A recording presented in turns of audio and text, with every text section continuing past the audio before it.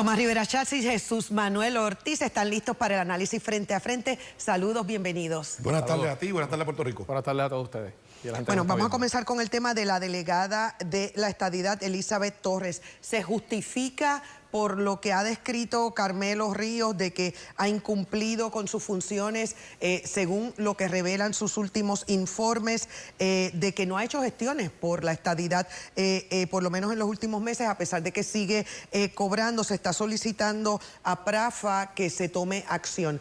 ¿Quién debe tomar la acción? ¿Bajo qué circunstancias el tribunal pudiera quitarle el puesto que ostenta, que fue escogido por voto?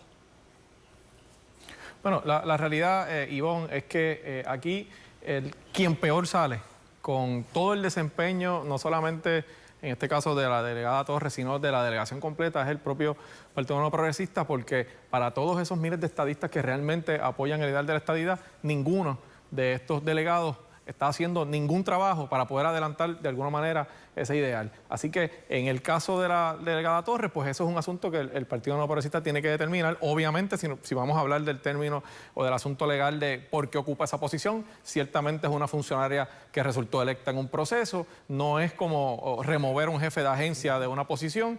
Si alguien, ¿verdad? Y en esto, pues, el senador Carmelo Ríos deberá dar información adicional, entiende que ella está, de alguna manera, cobrando dinero sin hacer el trabajo encomendado de su posición, pues que adelante algún tipo de recurso legal que donde pueda demostrar que la delegada está cobrando un sueldo sin hacer los trabajos que se supone que haga. Pero al final del camino, Ivonne, ninguno de los seis ha producido nada que pueda adelantar el ideal de la estadidad, que yo sé que hay miles de personas que nos están viendo que genuinamente creen ese ideal, el que más daño le hace principalmente pues es al movimiento estadista.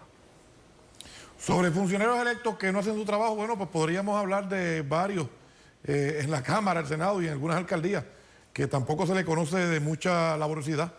El término de lo que establece cómo fue electa la señora Torres, no fue electa bajo la insignia de La Palma, fue una votación donde obviamente el PNP es el único partido que promueve la estadidad, pero ciertamente tiene que haber un mecanismo en ley para proteger el interés público, y estoy seguro de que habrá de evaluarse, y si procede esa reclamación, pues que se radique en el foro correspondiente, porque ciertamente el hecho de que haga unas expresiones y publique unos videos por sí solos o por sí mismos, no quieren decir que no esté haciendo otras gestiones que pudieran estar, ¿verdad?, relacionadas con el desempeño que le corresponde, ¿verdad?, realizar en la capital federal, pero de que ha sido decepcionante sus apariciones públicas y sus expresiones, lo han sido, y me parece que es lo que ha provocado que se evalúe la posibilidad de iniciar un proceso legal contra ella.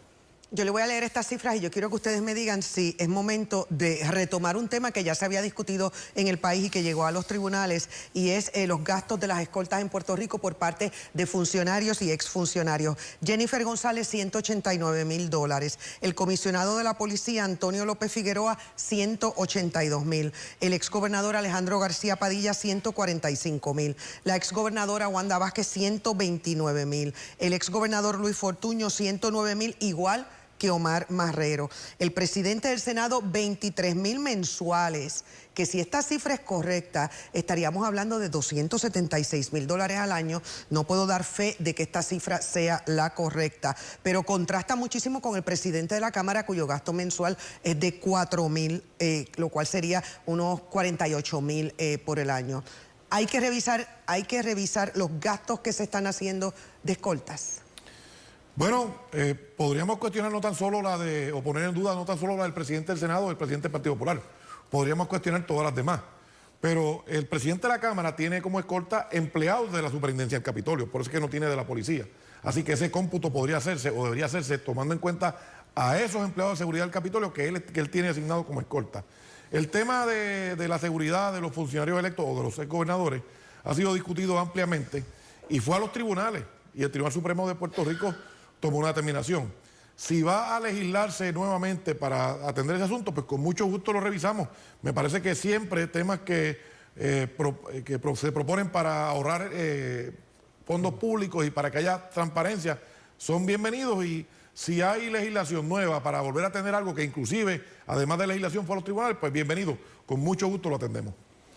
Yo creo que hay un elemento de prudencia importante, mucho más cuando estamos en una jurisdicción en quiebra. Ciertamente, como dice el senador, en los tribunales han determinado sobre las escoltas, especialmente en el tema de los exgobernadores. Hay funcionarios que están activos, que requieren de algún tipo de escolta, más allá de porque tengan una amenaza directa o conocida, también se hace para que puedan hacer su función, que puede conllevar algún tipo de determinación que los pueda poner en algún momento en peligro, aunque no tenemos un récord aquí de que haya sucedido de esa manera. Pero ciertamente yo creo que de que se puede mirar algún tipo de legislación que no necesariamente vaya en contra de tener la escolta, porque ya el tribunal ha decidido sobre eso, pero que de alguna manera evalúe algunos topes o algunas maneras en que se puede hacer o cómo se puede controlar un gasto. Yo creo que, por supuesto, de la misma manera que se mira controles de gasto en otras áreas, ese es un aspecto que también se puede mirar, sin duda. Bueno, me quedan minutitos, pero me gustaría por lo menos que pudieran opinar en torno a cómo se pudiera haber afectado el voto en el caso del ex juez Jorge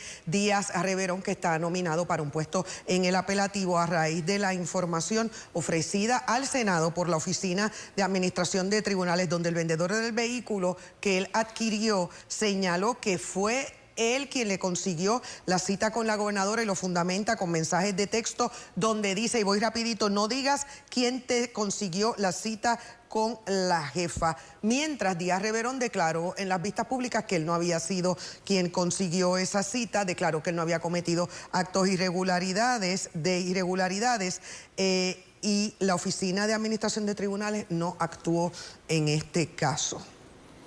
Bueno, yo creo que esto es una gota adicional que cae en la copa, Ivonne. El juez Díaz Reverón en este momento, licenciado ex juez Díaz Reverón, aunque yo no soy senador y no emito un voto, pero desde mi punto de vista no tiene el temperamento judicial para que sea confirmado. O sea, los señalamientos que ha tenido en el pasado, el haber citado a una persona que está involucrada de alguna manera en un caso de un familiar de él cuando era juez en Caguas, el señalamiento que tiene ahora con mentir en un informe. Hace tiempo que es evidente que los señalamientos que van contra el carácter de este licenciado lo inhabilitan totalmente para que sea confirmado. Me parece a mí que el Senado de Puerto Rico, dominado por el Partido Popular, tiene que tomar cartas en todos los asuntos. El portavoz del Partido Popular está siendo señalado por su chofer, alegando que borracho lo agredió y lo amenazó y ha trascendido inclusive conciliaciones de índole sexual. Y el Senado Popular no ha dicho nada. Hubo alegaciones contra otro senador de maltratar a su empleado y el senador de Puerto Rico, los populares, no han dicho nada. Y entonces hay ahora una situación con un nominado que es la tercera vez que lo nomina Pedro Pierluisi desde el año pasado. Y entonces ahora quieren crear un gran issue. Ciertamente, los senadores del Partido Popular o no tienen la capacidad o tardan demasiado en encontrar datos e información para tomar decisiones. Esa es la realidad que tiene Puerto Rico con un Senado Popular. Pero ¿cómo a nadie se le ocurrió ver el informe y por lo menos preguntar eso para el récord en la vista pública? Y me tengo que ir volando. Se le preguntó, se hicieron preguntas y él sometió los documentos, ya están. Así que esa información tiene que reflejarse en el informe que va a rendir y le tocaba a la Comisión de Nombramiento, que por cierto preside José Luis Dalmau. Ivonne, el hecho de que se conozca que citó a su sala a una persona que iba a ser testigo en un caso contra un familiar es razón suficiente para que no sea confirmado. Bueno, hay que buscar chicos, mucho más. El tiempo nos traiciona. Gracias por acompañarnos. Mañana continuamos.